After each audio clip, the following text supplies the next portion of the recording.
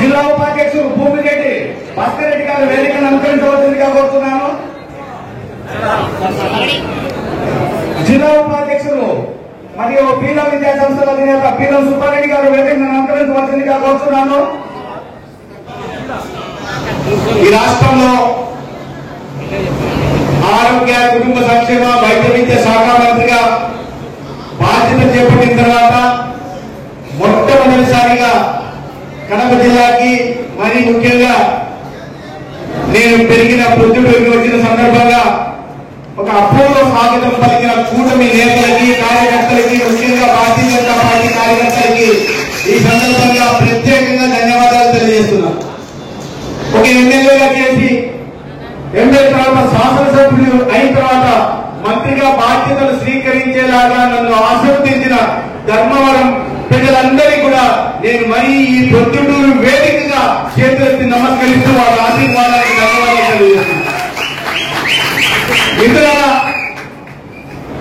ఈ సందర్భంగా నేను ప్రత్యేకంగా ధన్యవాదాలు తెలియజేయాల్సింది ధర్మవరం నియోజక ప్రజలకి, నా పార్టీ కార్యకర్తలకి. అయితే ఒక సామాన్య కార్యకర్తను తీసుకొచ్చి ఎమ్మెల్యేగా పోటీ చేసే అవకాశం కల్పించి మొట్టమొదటిసారి ఎమ్మెల్యే అవుతుంది.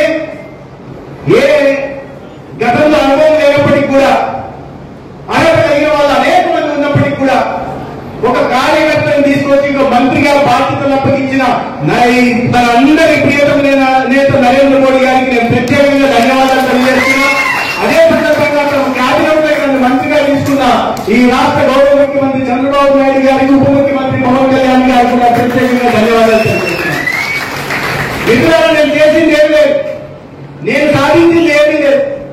ఒక భారతీయ విద్యార్థి పరిషత్ కార్యకర్తగా 30 సంవత్సరాల క్రితం ఒక ప్రయాణం మొదలుపెట్టి, ఆనాడు నా వెంట సోదరుడు శశిభూషణ్ రెడ్డి గారు కూడా ఉన్నారు, ఒక కార్యకర్తగా మొదలుపెట్టి ప్రయాణం కొనసాగిస్తూ వచ్చి బీజేపీలోకి వచ్చిన తర్వాత బీజేపీ కార్యకర్తగా పార్టీ చేసిన ప్రతి పనిని చిత్తశుద్ధితో సైద్ధాంతిక నిబద్ధతతో చేసిన ఒకే ఒక కారణంగా పార్టీ నన్ను గుర్తించి అనేక మంది నాకు నేను చెప్పాను, అర్హత కలిగిన వాళ్ళు చాలా మంది ఉన్నారు. అవకాశం నాకు వచ్చింది. అనేక రకాల సమీకరణాలు, అది భౌగోళిక సమీకరణాల్లో, సామాజిక సమీకరణాల్లో, ఇతర సమీకరణాలను దృష్టిలో పెట్టుకుని నాకు ఈ అవకాశం వచ్చింది తప్ప నా నెత్తి మీద కిరీటం ఉందని నేనేదో సాధించాలని భారతీయ జనతా పార్టీ నాకు ఈ అవకాశం ఇవ్వలేదు. అనేక రకాల పరిగణలోకి తీసుకుని ఇవ్వడం జరిగింది.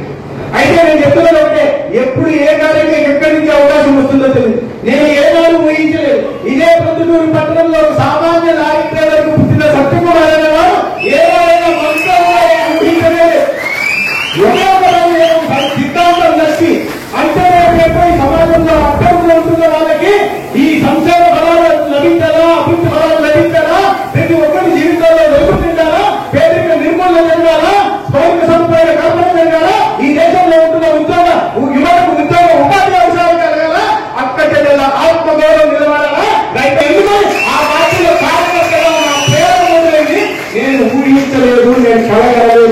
మంత్రి అవుతానని ఆశించడం లేదు.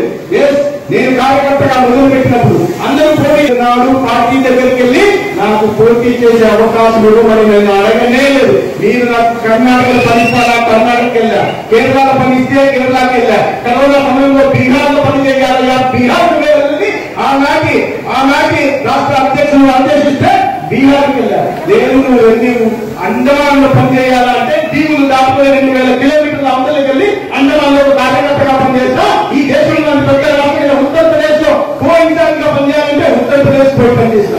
ఏ రాష్ట్రంలో కావస్తే ఏ బాధ్యతలో ఇస్తే నువ్వు చిన్న బాధ్యత ఇచ్చినా జాతీయ కార్యదర్శిగా బాధ్యత ఇచ్చినా ఏ పని చేయమంటే ఆ పని చేస్తూ పార్టీ సిద్ధాంతం వైపు పార్టీ ఇచ్చిన పనిని చేసుకుంటూ వెళ్ళాలని ఒకే ఒక భావనతో పార్టీ నాకు ఇవాళ అవకాశం ఇచ్చింది. అటువంటి కార్యకర్తలు వేల మంది ఉన్నారు. మీలో ప్రతి కార్యకర్తలు దాగి ఉన్నారు.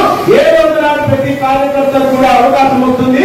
ఆ అవకాశం దిశగా అధికారం పొందే దిశగా మనం దేశంలో పనిచేస్తా ఉన్నాం. ఇవాళ 10 సంవత్సరాలుగా భారతీయ జనతా పార్టీ ఎన్డీఏ ప్రభుత్వం ఈ దేశాన్ని పరిపాలించడాన్ని ఒక అద్భుతమైన ప్రజారంజక పాలన ఇస్తా ఉంది. ప్రజల జీవితాల్లో మనం ఆశించిన ఫలితాన్ని ఒక మార్పుని తీసుకొచ్చి ఇవాళ కేవలం 10 సంవత్సరాల్లోనే మన మధ్య నుంచి వచ్చిన ఒక కార్యకర్తగా ఎదిగిన వ్యక్తి, ఒక మామూలు టీఎంకునే కుటుంబంలో పెట్టిన వ్యక్తి, కేవలం ప్రజల జీవితాల్లో వెలుగును నింపాలనే ఒకే ఒక లక్ష్యంగా పనిచేసిన వ్యక్తి ఈ దేశ ప్రధానిగా మాత్రమే కాకుండా ప్రపంచం గర్వించదగ్గ నాయకుడిగా ఇవాళ ఎదిగారంటే అది మన అందరి కార్యకర్తలుగా జరుగుతుంది.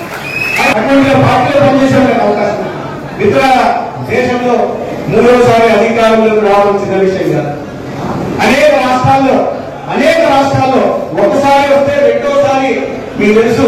గతంలో ఈ రాష్ట్రంలో అధికారంలో ఉన్న వ్యక్తి 151 సీట్లు ఉన్న వ్యక్తి మధ్యలో 5 సంవత్సరాల తర్వాత ఎన్ని సీట్లు వచ్చాయి? మధ్యలో 5 ఎగిరిపోయింది. 13 సీట్లు వచ్చాయి. ఎంతగా సంక్షేమ పథకాలు వాళ్ళకి అందాలని ఆశిస్తున్నారో వాళ్ళ ఆకాంక్షలకి నమ్మకానికి విశ్వాసానికి అనుగుణంగా ప్రభుత్వం గడుచుకోకపోతే ఆ ప్రభుత్వానికి విరోధకాలు ఇస్తారు, ఇంటికి పంపిస్తారనే విషయం మనం అనేక రాష్ట్రాల్లో చూస్తున్నాం. కానీ భారతీయ జనతా పార్టీ విషయంలో మాత్రం అది నిజం కాదు. ఒకసారి కాదు, 2 సార్లు కాదు, 3 సార్లు కాదు, 4 సార్లు కాదు, మధ్యప్రదేశ్ లో 5 సార్లు వరుస పెట్టి ప్రభుత్వాన్ని ఏర్పాటు చేశాం. గుజరాత్ లో 7 సార్లు వరుస పెట్టి ప్రభుత్వాన్ని ఏర్పాటు చేశామంటే